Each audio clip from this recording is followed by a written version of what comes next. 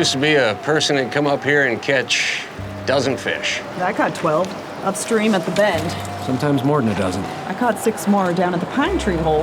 Now you can't even get a strike. I stopped counting at 23. Not like you used to be, that's for damn sure. I'm not sure what it used to be like, but It used to be you'd be able to come up here, you'd catch 4 out of that hole right there. I caught 4 here this morning. All on dries. Caddis, blue wing, hopper. Oh! I guess I caught 5. Laura, you realize I ain't caught a fish in more than 78 days? I've seen you cast. Been hearing about this place up north. Wild and unfettered. Unfettered? Not fettered. Right. With free-flowing rivers, and big rainbows, and salmon runs. They call it, Alaska. Alaska. That's it, Alaska. So you can go up there and you can catch 1,000 fish in a day, nothing under 200 inches, 57 pounds, all under eyes. Yeah, I'm not sure that's accurate. Well, I'll let you know, Laura. 'Cause that's where I'm headed. Alaska.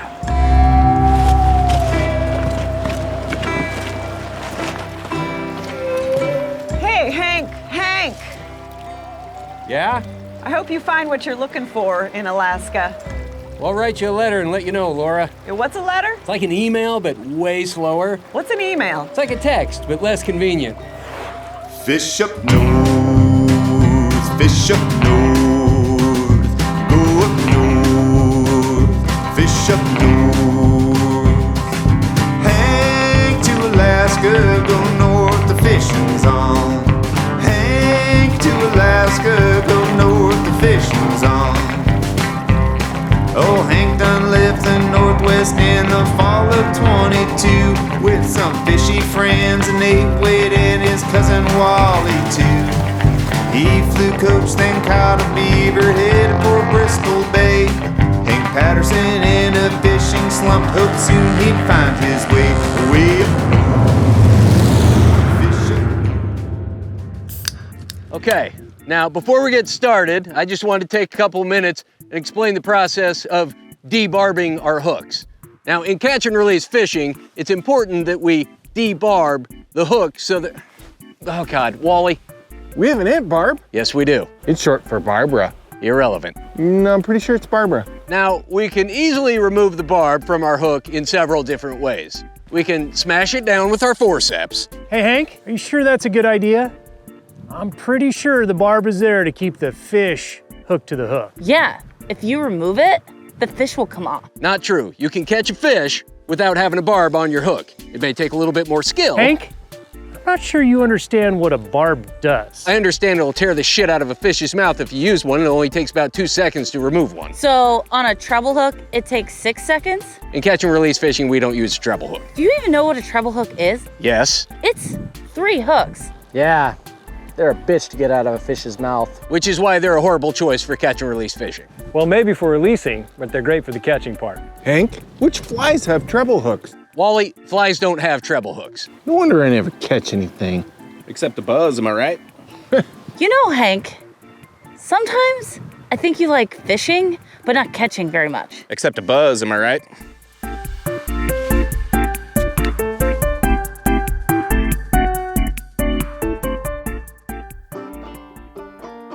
Dear Laura, by the time this letter reaches you, I'll have been home for about a month. The salmon run here in Alaska is truly magnificent. The rivers are stuffed with salmon and grizzly bears, who are also stuffed with salmon. You'd like the bears. They're enormous, some of them more than 1,000 pounds, with claws that could split a person in half in a single swipe. Thank goodness we have the protection of small, thin nylon polyester tents to keep us safe at night. Your friend, Hank.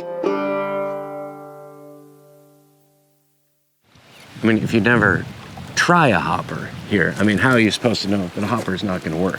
Oh, well. I mean, just because these fish aren't seeing hoppers right now doesn't mean that they haven't seen one in their lifetime. They don't all necessarily have to be from Alaska. Yeah, fair point, right? That could be just a bunch of transients coming in here from the ocean. Exactly. And they're down in Washington checking out hoppers. Yeah, big hopper hatch down there. Here they are now. So, Just in their mind. Genetic. Hey, Liam, what about bear safety? Bear safety? I got this. Bear safety? Bear safety. Bear safety. Bear safety. Bear safety. Bear safety. You're worried about bear safety. Bear safety. Wally, have you ever seen a grizzly bear? Yeah. The average Alaskan grizzly bear is 20 feet, 5 inches tall. Really? Weighs 3,700 pounds, can run 190 miles an hour. Wow. They can hold their breath up to 37 minutes. Nuh-uh. They know Greco-Roman wrestling. Oh, geez. And they can bench press 80 pounds. No problem. Bears? It's really not that much for a bear. And you're asking about bear safety. Bear safety. Maybe instead of worrying about bear safety, you should be worrying about your safety, my friend. Bear will kick your ass, Maybe he will. right? Oh, yeah. Oh, absolutely. Hank to Alaska, go north, the fishing's on, go up north, fish up north. Hank to Alaska, up north, the fishing's on. Finally on the river, catching fish left and right. Caught salmon in the morning, caught rainbows in the night. More fish than he imagined, and he'd imagined quite a few. Yeah, Hank done found fishing paradise in the fall of 22, where mosquitoes are hatching, big silvers they're catching. Hank to Alaska, up north the run is on. All that lake. Not a single paddleboard. God damn, I think we have died and gone to heaven, Joel.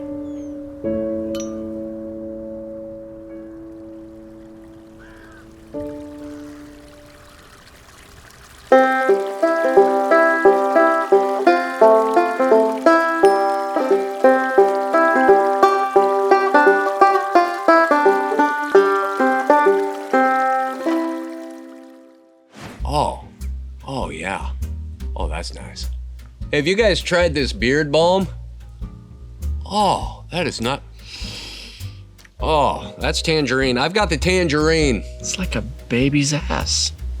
Like a hairy baby's ass. Oh. Ooh. Just got next level. It really smooths it out. Man, it even comes with a comb. Oh, a hairy baby comb.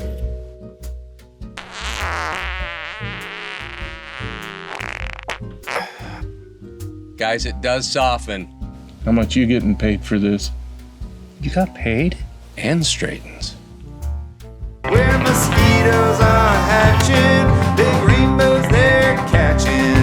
Hank to Alaska, up north the fishing's on. That right there is why I've got 6 Pop-Tarts, an open can of Hormel chili, and a bundle of bananas in my tent.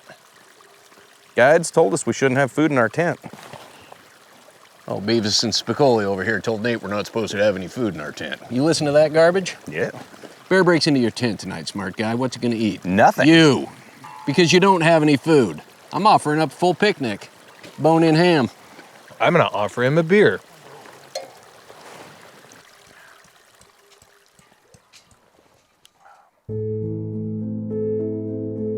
Dear Laura, by the time this letter reaches you, I'll have been home for more than a month. Alaska is everything I dreamed it would be. A vast, unspoiled landscape where grizzly bears, mosquitoes, and salmon run free and unfettered by damned dams. It's a quiet, meditative environment that leads a person to ponder many of life's most profound questions. So tell me this, if salmon don't have feet, why do they call it a salmon run? I'll Google it. Evolution. Salmon used to have feet. Did they have feet or paws? Joel, salmon didn't have feet.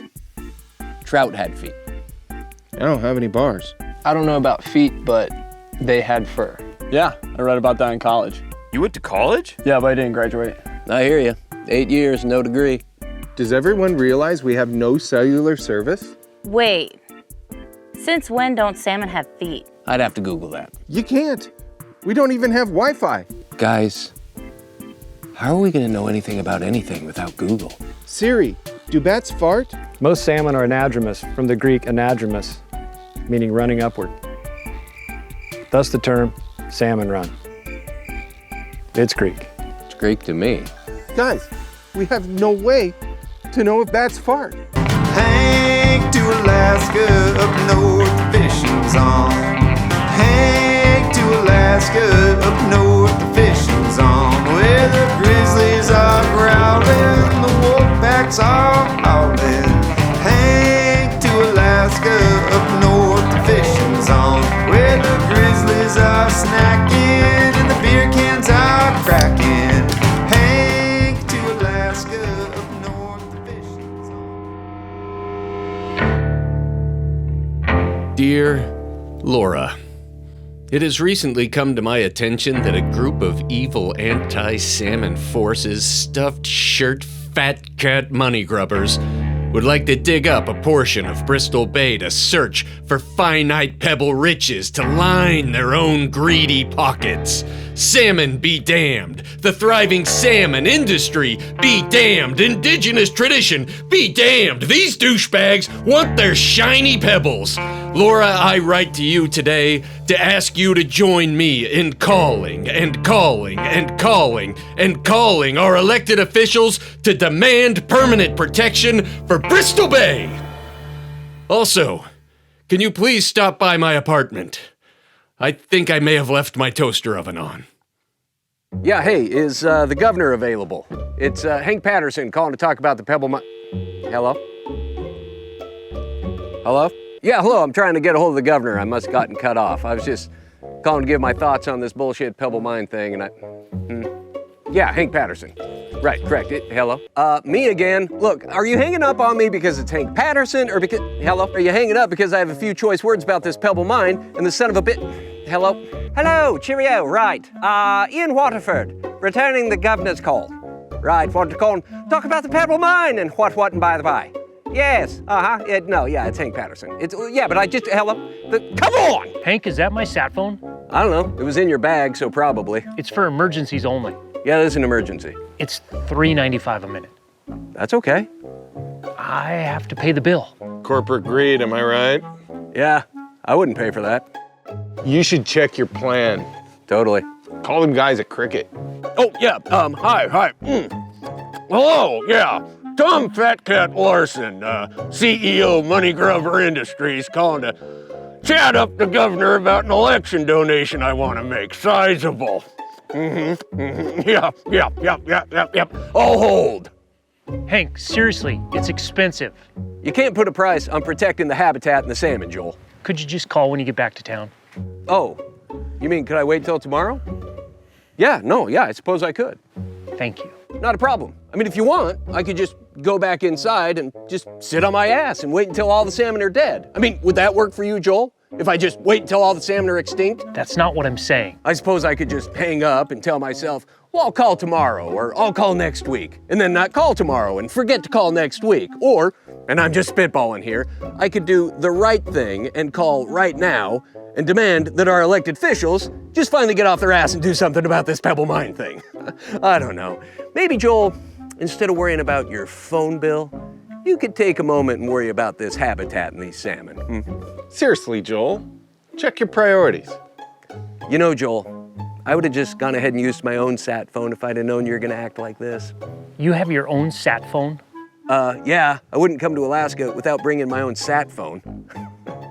Hello, Governor. Yeah, Hank Patterson calling to talk about the Pebble Mine. Hope you got about 3 hours. Oh, hell.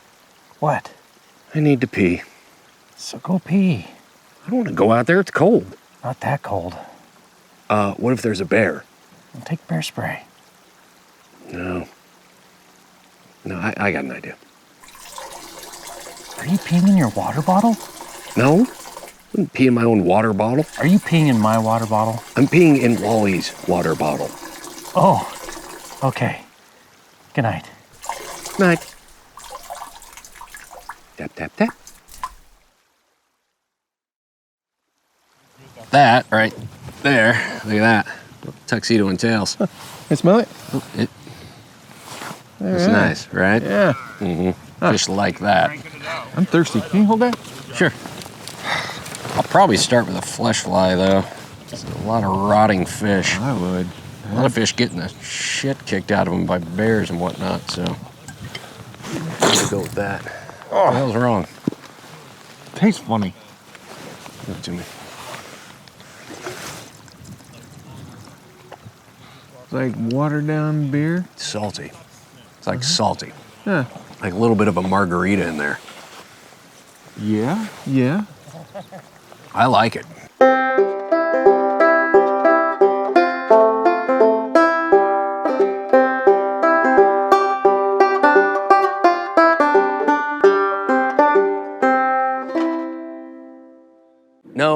No, Mr. President, Mr. President. No, listen. No, this isn't an anti-mining phone call. This is an anti-pebble mine phone call. Okay, clearly there are responsible mining companies putting in mines in the right place or whatever. That's not what this is all about. It's like I've been saying for the past 3 hours, over and over again. Has he been on the phone for 3 hours? No. Good. He's been on this call for 3 hours. You gotta be kidding me. Okay, think of it this way. I love porta potties, right? I mean, if you're at a Skinnerd show or like a county fair or something like that and you need to poop, you're really happy that there's a porta potty there, all right? Porta potty, right place, right time. But I don't want a porta potty in my living room. Does that make me anti-porta potty? No, it makes me anti-porta potty in my living room. Where the fish is strong and wild, about the size of a small child. Hank to Alaska, up north the fishing's on. Hank to Alaska, up north the fishing's on. Huh. Anybody ever tell you have a really nice cast? No. That's good. Hey, Hank. You got any bear spray? Bear spray? Bear spray. Bear spray. Bear spray. Bear spray? Bear spray. Do I have any bear spray? Bear spray. Wally, have you ever smelled a bear? They smell like shit. Like actual shit. Like not metaphoric shit. They smell like actual shit. No, I didn't bring bear spray. I brought a fine collection of scented beard balms, liniments, underarm deodorant. I smell like a damn tangerine. Won't that attract bears? You goddamn right it will.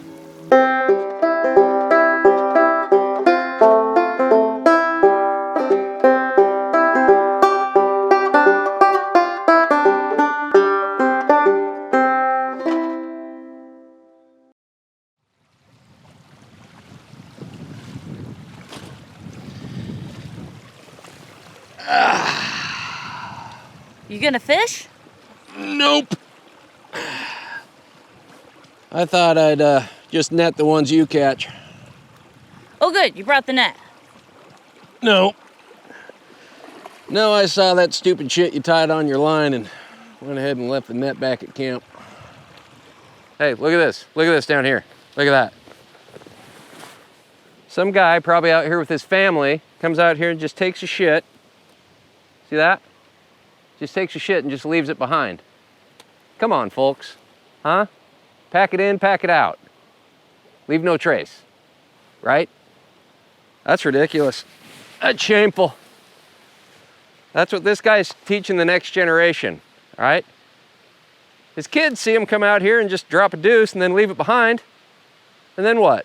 Then they're gonna drop a deuce, and then their children are gonna drop a deuce and leave it behind. The next thing you know, you're gonna come out here and it's just nothing but poop.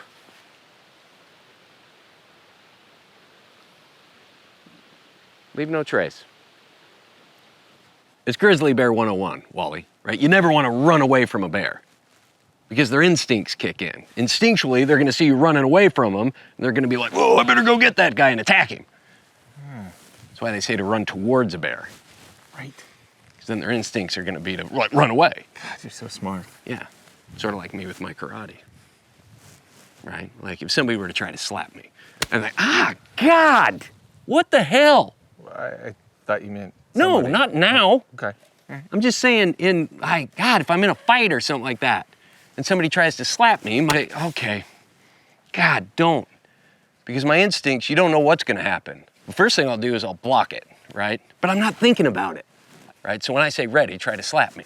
And God damn it! When I say ready, I didn't say ready, because the thing about instincts is you have to turn them on. Like if I'm not ready, I'm not instinctually gonna do that. Same with the bear, right? I mean, if their instincts aren't, if they're not ready, they're not gonna run after you. That makes sense. Well, how do you know if they're ready? Well, I mean, you have to run away from them. And then if they chase you and attack you, then they were ready, then you know. No, it makes perfect sense. Yeah.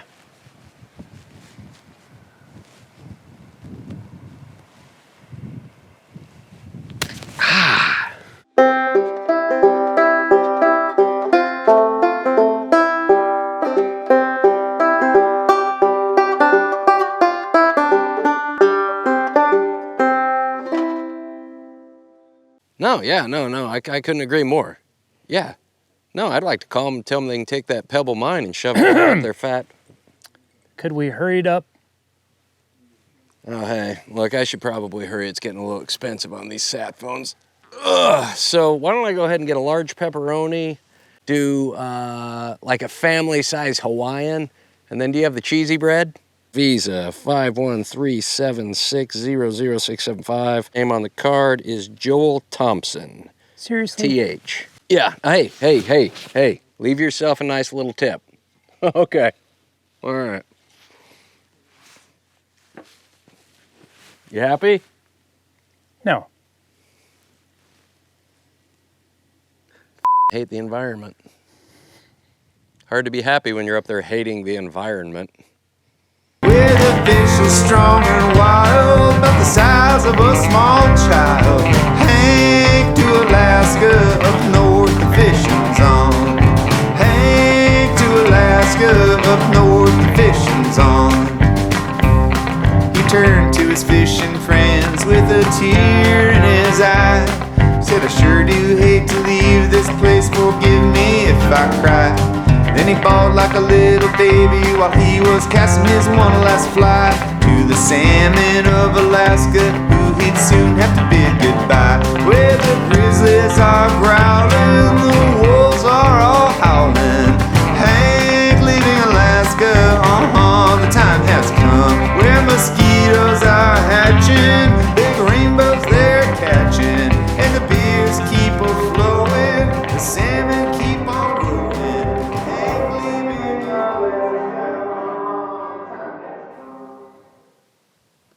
I just wanted to say that I've had one hell of a good time here in Alaska, and that there is no group of people in this world that I would rather fish with than all of you. Huzzah! Cheers. Cheers!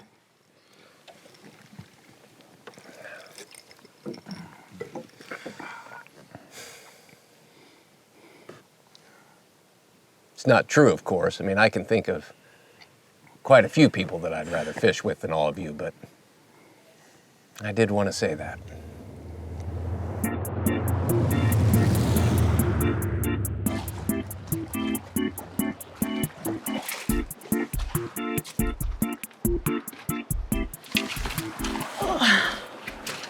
Hi, Hank. Hey, Laura. When did you get home? Yeah. Mentally, I won't be back until next Thursday. Oh. How was Alaska? It's all in the letters I wrote you, Laura. Yeah, I didn't get any letters. Yeah. They're right here. I haven't mailed them yet. I figured they'd get you faster if I waited till I was back in Idaho to send them. Smart. Yeah. I will look for them in my mailbox. Were you able to catch a fish while you were there? You'll know just as soon as I get my hands on a book of stamps.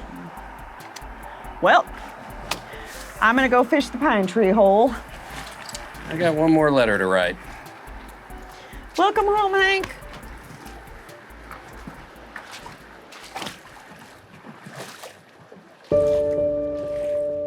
Dear Alaska, I believe life's meaning is found in the memories we create during our short time on Earth.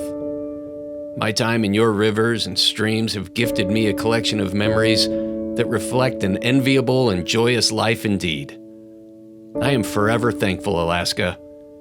I pray that you remain wild and unfettered so that generations to come have the same opportunity that I have had.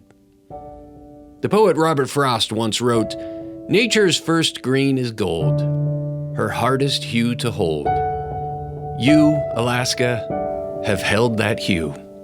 Stay gold, Alaska. Your friend, Hank."